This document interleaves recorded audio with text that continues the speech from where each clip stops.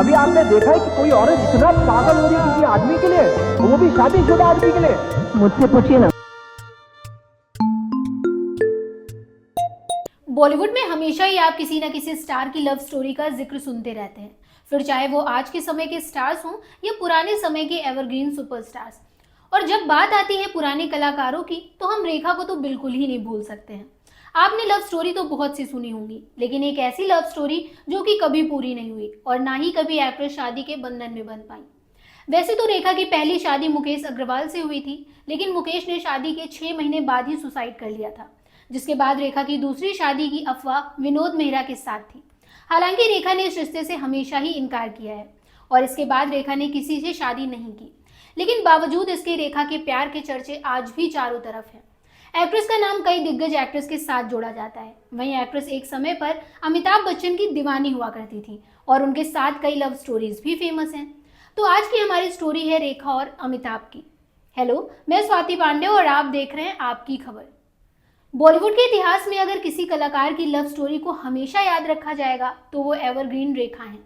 दिग्गज एक्ट्रेस कभी अमिताभ बच्चन के इश्क में दीवानी हुआ करती थी।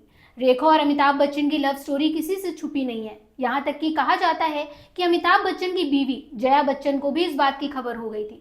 हर एक्टर की तरह रेखा और अमिताभ की लव स्टोरी तो अधूरी रह गई, लेकिन इसकी चर्चा आज भी पूरी है। अमिताभ बच्चन की शादी के बाद भी रेखा का नाम कई बार एक्टर से जुड़ता रहा। खुद रेखा ने भी कई बार इशारों इशारों में अपने इश्क का जिक्र करती रहीं। हालांकि अमिताभ बच्चन ने कभी रेखा के साथ अफेयर की अफवाह पर चुप्पी नहीं तोड़ी। कहा जाता है कि रेखा चाहती थी कि अमिताभ बच्चन उनके और अपने रिलेशन को दुनिया के सामने लेकर आए। हालांकि ऐसा तो कभी नहीं हुआ और फिर जो हुआ उसे देखकर सभी शॉक्ड हो गए। अमिताभ बच्चन के इश्क में दीवानी रेखा ने कुछ ऐसा कर दिया जिसके बाद ऐसी खबरें सामने आने लगी कि एक्ट्रेस और बिग बी ने चोरी छुपे शादी भी कर ली है। हालांकि सच क्या था ये तो सिर्फ रेखा और अमिताभ बच्चन ही बता सकते हैं। दरअसल 22 जनवरी 1980 वो दिन था जब ऋषि कपूर और नीतू सिंह की शादी हो रही थी।